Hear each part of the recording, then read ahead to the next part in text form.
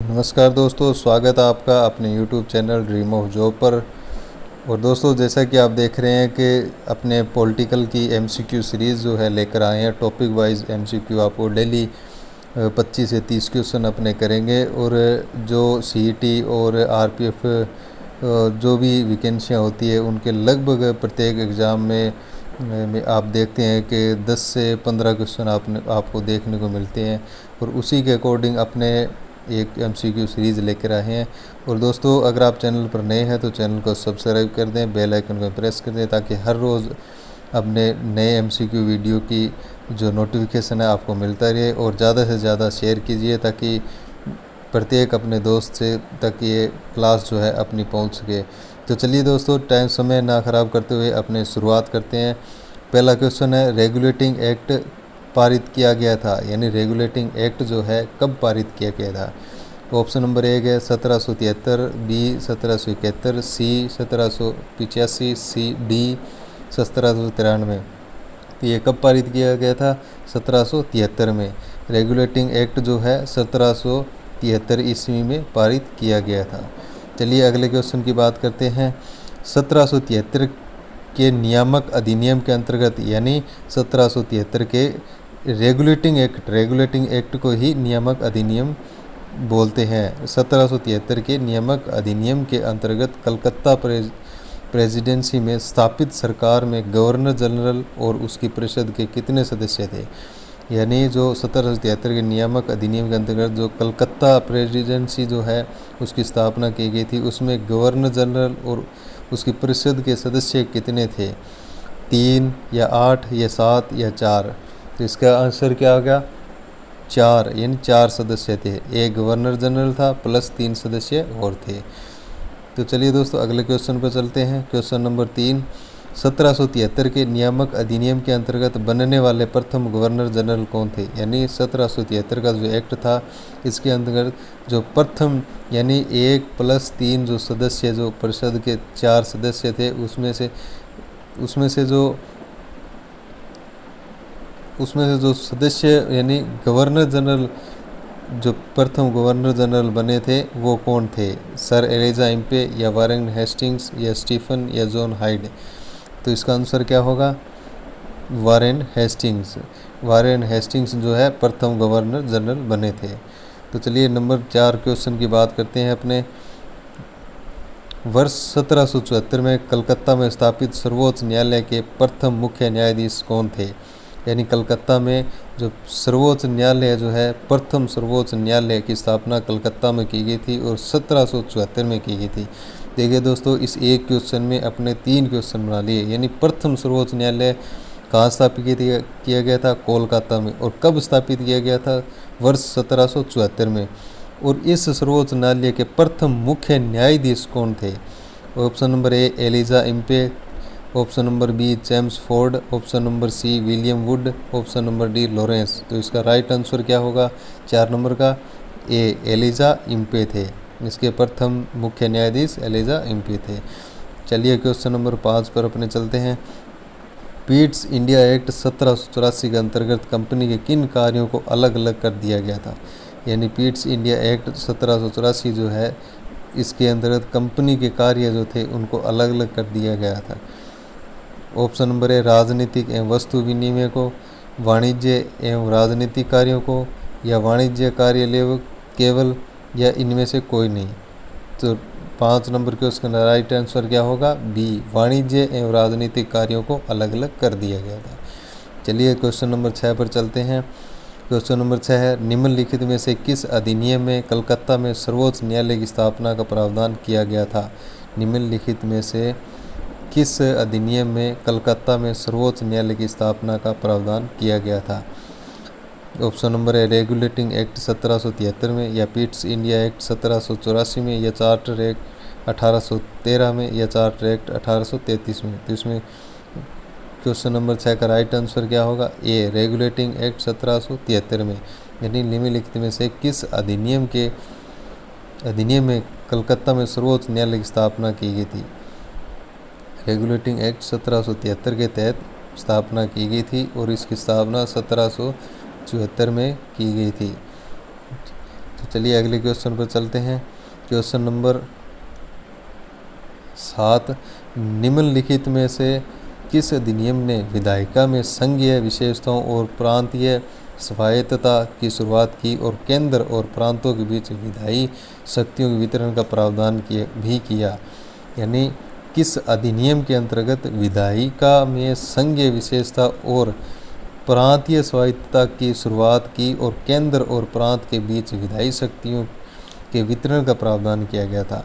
तो इसका option number ए है भारत सरकार अधिनियम 1858 या भारत सरकार अधिनियम 1919 या भारत सरकार अधिनियम 1935 या भारत सरकार अधिनियम 1909। तो 7वें क्वेश्चन का राइट आंसर क्या होगा? भारत सरकार अधिनियम 1935।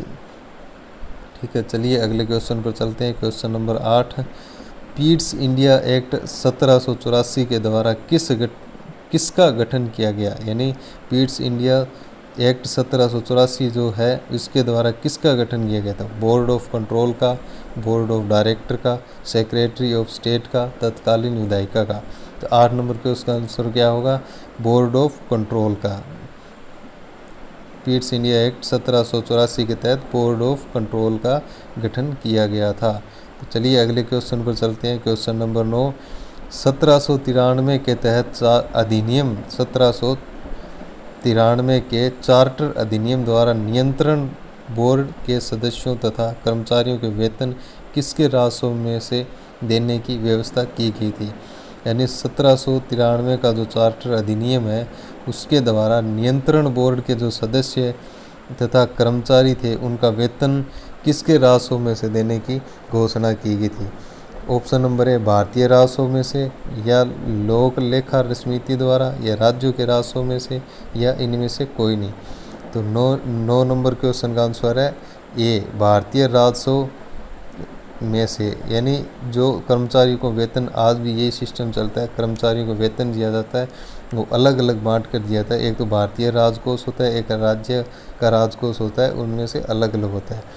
तो चलिए दोस्तों क्वेश्चन नंबर 10 पर, क्वेश्चन नंबर 10 की बात करते हैं। किस अधिनियम के द्वारा ब्रिटिश संसद ने चाय और चीनी के साथ व्यापार को छोड़कर ईस्ट इंडिया कंपनी के भारत के साथ व्यापारिक एकाधिकार को समाप्त कर दिया था? यानी किस ब्रिटिश संसद ने चाय और चीनी के साथ व्यापार को छोड़ गया? यानी सिर्फ और चाय और चीनी का व्यापार ही कर सकते थे, बाकी व्यापार जो ईस्ट इंडिया कंपनी जो है उसके लिए बंद कर दिया गया था, यानी एकाधिकार को समाप्त कर दिया गया। 1813 का चार्टर अधिनियम, या 1833 का चार्टर अधिनियम, या 1853 का चार्टर अधिनियम, या 1873 का चार्टर अधिनियम।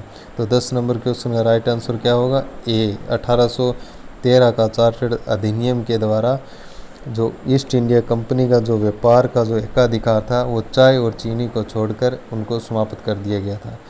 चलिए दोस्तों अगला क्वेश्चन 11 नंबर क्वेश्चन की बात करते हैं अपने।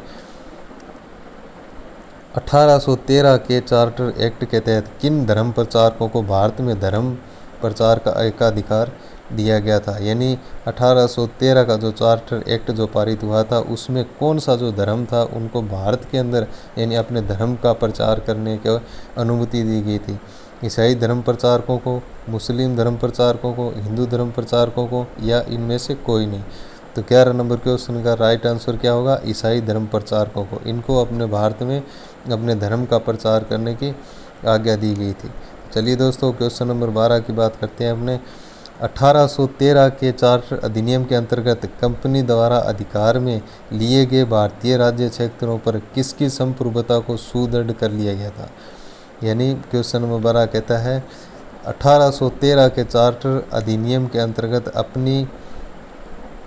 कंपनी द्वारा अधिकार में लिए गए भारतीय राज्य क्षेत्रों पर किसकी संप्रभुता को सुदृढ़ कर लिया गया था? यानी अमेरिका क्राउन को, या जापान क्राउन को, या ब्रिटिश क्राउन को, या इनमें से कोई नहीं। क्वेश्चन नंबर 12 का आंसर होगा सी, यानी ब्रिटिश क्राउन को। तो चलिए अपने अगले क्वेश्चन में चलते हैं। क्वेश्चन नंबर 13, किस निर्णय ने संविधान की मूल संरचना का सिद्धांत निर्धारित किया है? किस निर्णय ने संविधान की मूल संरचना का सिद्धांत निर्धारित किया है? ऑप्शन नंबर ए इंदिरा साहनीवाद, शंकरी प्रसादवाद, गोलकनाथवाद या केशवानंद भारतीवाद। तो इसका राइट आंसर क्या होगा दोस्तों? इसका होगा केशवानंद भारतीवाद, यानी राइट आंसर डी होगा इसका, केशवानंद भारतीवाद। तो चलिए अगले क्वेश्चन की बात करते हैं अपने। क्वेश्चन नंबर 14, चार्टर एक्ट 1853 द्वारा निदेशक मंडल के सदस्यों की संख्या 24 से घटाकर कितनी कर दी गई थी? यानी जो चार्टर एक्ट 1853 है ये आया था, उससे पहले निदेशक मंडल की जो सदस्य संख्या है वो 24 थी, और उसको इस चार्टर एक्ट 1853 के बाद इसे 24 से घटा दी गई थी, और कितनी कर दी गई थी? ऑप्शन नंबर है 12 या 14 या 16 या 18।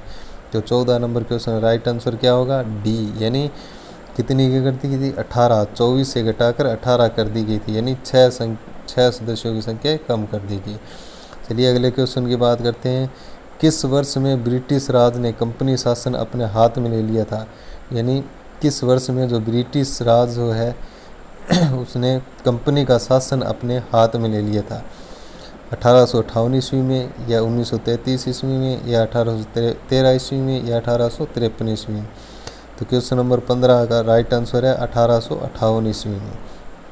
चलिए दोस्तों अगले क्वेश्चन की बात करते हैं। क्वेश्चन नंबर 16, भारत शासन अधिनियम 1858 के अंतर्गत कोर्ट ऑफ डायरेक्टर और बोर्ड ऑफ कंट्रोल को समाप्त करके किसका सर्जन किया गया था? दोस्तों पहले एक तो कोर्ट ऑफ डायरेक्टर था और एक बोर्ड ऑफ कंट्रोल, ये अलग अलग जो दो बोर्ड थे, और भारत शासन अधिनियम 1858 के तहत इन दोनों को समाप्त करके एक नया बोर्ड जो है गठित किया गया था। वो कौन सा था? काउंसलिंग एक्ट 1892 का, या सेक्रेटरी ऑफ स्टेट का, या दोनों ही, या इनमें से कोई नहीं? तो इसका राइट आंसर क्या होगा? B, secretary of state. इन दोनों को समाप्त कर एक, या इन दोनों को क्या अपने के मिलाकर एक ही बनाया गया, सेक्रेटरी ऑफ स्टेट है। तो चलिए दोस्तों अगले क्वेश्चन की बात करते हैं। Question number 17, cabinet mission Bharat कब पहुंचा था? यानी कैबिनेट मिशन जो है वो भारत कब पहुंचा था? अक्टूबर 1947 में, या अगस्त 1948 में, या मार्च 1946 में, या नवंबर 1946 में? तो इसका राइट आंसर क्या होगा? सी होगा, यानी मार्च 1946 को कैबिनेट मिशन जो है भारत पहुंचा था।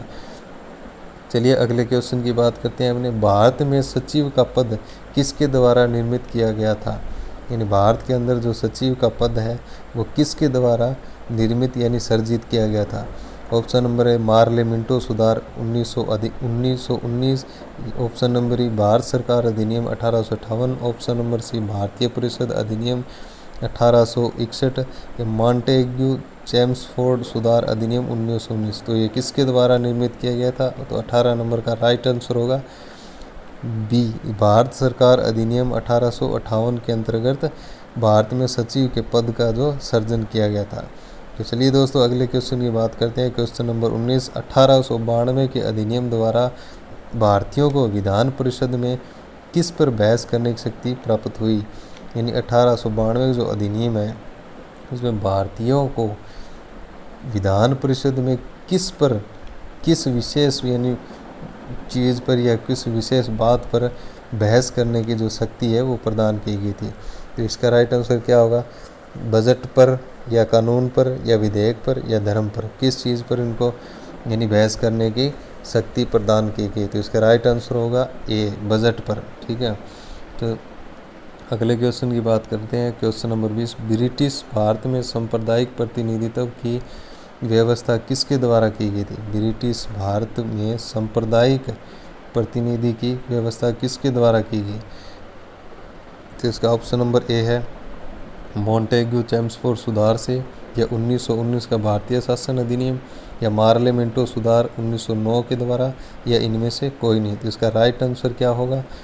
सी, यानी मार्ले मिंटो सुधार अधिनियम 1919 के द्वारा सांप्रदायिक प्रतिनिधि की व्यवस्था की गई थी।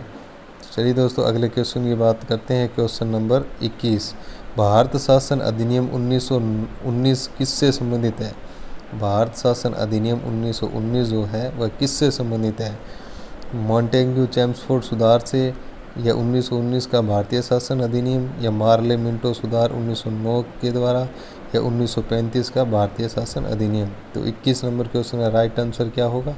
ए मॉन्टेग्यू चेम्सफोर्ड सुधार से, यानी मॉन्टेग्यू चेम्सफोर्ड 1919। तो चलिए दोस्तों अगले क्वेश्चन की बात करते हैं। क्वेश्चन नंबर 22, 1919 के अधिनियम द्वारा केंद्र में किस प्रकार की विधायिका की व्यवस्था की गई थी?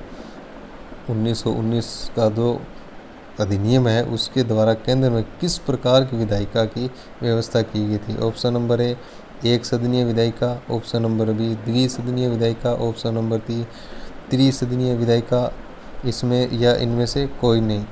तो दोस्तों 22 नंबर क्वेश्चन का आंसर क्या होगा? बी, यानी द्विसदनीय विधायिका का इसमें है जो व्यवस्था की गई थी।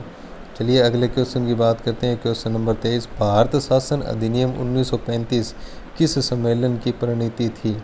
यानी भारत शासन अधिनियम 1935 जो है वो किस सम्मेलन की परिणति थी, यानी किस सम्मेलन का मुख्य प्रमुख था? तो इसका क्या होगा? ऑप्शन नंबर ए दिया गया है प्रथम गोलमेज सम्मेलन की, ऑप्शन नंबर बी दिया गया है द्वितीय गोलमेज सम्मेलन की, ऑप्शन नंबर 3 दिया गया है तृतीय गोलमेज सम्मेलन की, या ऑप्शन नंबर डी इनमें से कोई नहीं। तो इसका राइट आंसर क्या होगा?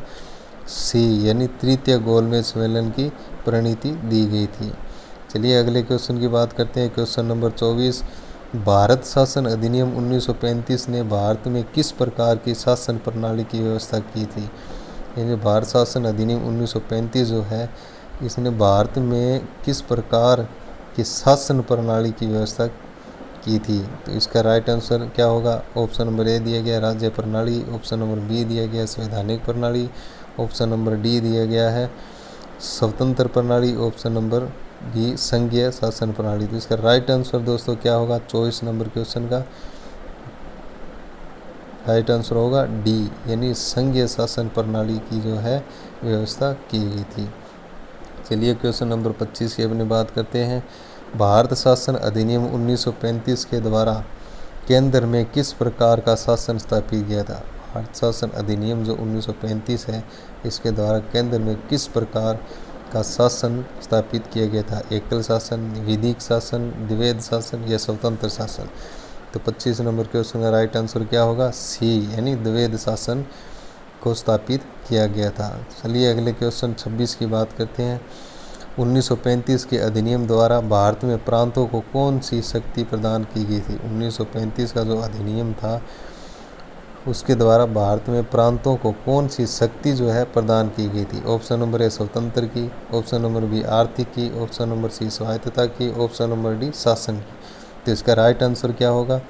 राइट आंसर होगा सी, यानी स्वतंत्रता की शक्ति जो है प्रदान की गई थी। तो चलिए अगली बात करते हैं। क्वेश्चन नंबर 27, निम्नलिखित में से किस अधिनियम द्वारा संवैधानिक निरंकुशता का सिद्धांत प्रवर्तित किया गया था? इसमें देखिए ऑप्शन नंबर ए 1919 का भारत शासन 1919 का भारत सरकार काउंसिलिंग अधिनियम, या ऑप्शन नंबर बी 1919 का भारत सरकार अधिनियम, ऑप्शन नंबर सी दिया गया है 1935 का भारत सरकार अधिनियम, ऑप्शन नंबर डी दिया गया 1947 का भारतीय स्वतंत्रता अधिनियम। तो इसका राइट आंसर क्या होगा? इसका राइट आंसर होगा सी, यानी 1935 का भारत सरकार अधिनियम जो है इसका सिद्धांत प्रवर्तित किया गया था। चलिए दोस्तों आगे क्वेश्चन 28 की बात करते हैं अपने। 1935 के अधिनियम द्वारा स्थापित संघ में अवशिष्ट शक्तियां किसको दी गई थी? 1935 के अधिनियम द्वारा स्थापित संघ में अवशिष्ट शक्तियां जो है किसको दी गई थी? ऑप्शन नंबर 1 है संघीय विधानपालिका को, ऑप्शन नंबर बी है प्रांतीय विधानमंडल को, ऑप्शन नंबर सी है गवर्नर जनरल को, ऑप्शन नंबर डी है प्रांतीय गवर्नर को। तो 28 नंबर क्वेश्चन का राइट आंसर होगा सी, यानी गवर्नर जनरल को जो है शक्तियां प्रदान की गई थी। चलिए दोस्तों अगले क्वेश्चन की बात करते हैं। क्वेश्चन नंबर 29, 1935 के शासन अधिनियम 1935 के भारत शासन अधिनियम द्वारा कौन भारत से अलग हुआ? जो 1935 का शासन का अधिनियम था उसमें से उसके द्वारा भारत से कौन सा राज्य जो है वो अलग हुआ था? म्यांमार, मेघालय, आंध्र प्रदेश या मणिपुर? तो इसका राइट आंसर क्या होगा? ए, यानी म्यांमार जो है ये अपने भारत देश से अलग हुआ था। चलिए अगले क्वेश्चन नंबर 30 की बात करते हैं अपने। भारत में संघीय न्यायालय की रचना का समर्थन किस अधिनियम या आयोग द्वारा किया गया था? यानी भारत में संघीय न्यायालय की जो रचना है उसका समर्थन जो है किस अधिनियम या आयोग द्वारा किया गया था? ऑप्शन नंबर ए भारत परिषद अधिनियम 1861, या भारत सरकार अधिनियम 1909, या 1935 का भारत सरकार अधिनियम, या 1947 का भारतीय स्वतंत्रता अधिनियम। तो इसका राइट आंसर क्या होगा? राइट आंसर होगा दोस्तों सी, यानी 1935 का भारत सरकार अधिनियम। ठीक है, तो दोस्तों अपनों ने 30 क्वेश्चन किए हैं। तो इस सीरीज में आगे भी अपने इससे आगे के जो क्वेश्चन है इस टॉपिक के आगे अगली क्लास में करेंगे। तब तक के लिए आपको धन्यवाद। और दोस्तों फिर से एक बात कहूँगा कि अगर आप चैनल पर नए हैं तो चैनल को सब्सक्राइब कर लें और बेल आइकन को प्रेस कर लें, ताकि हर क्लास का नोटिफिकेशन जो है आपको मिलता रहे और MCQ जो अपने लेकर आए हैं वो आप तक पहुँचती रहे। और ये दोस्तों प्रीवियस एग्ज़ाम के जितने भी एग्ज़ाम हुए उनके सबके प्रीवियस एग्ज़ामों के क्वेश्चन मैं लेकर आया हूँ। तो धन्यवाद दोस्तों।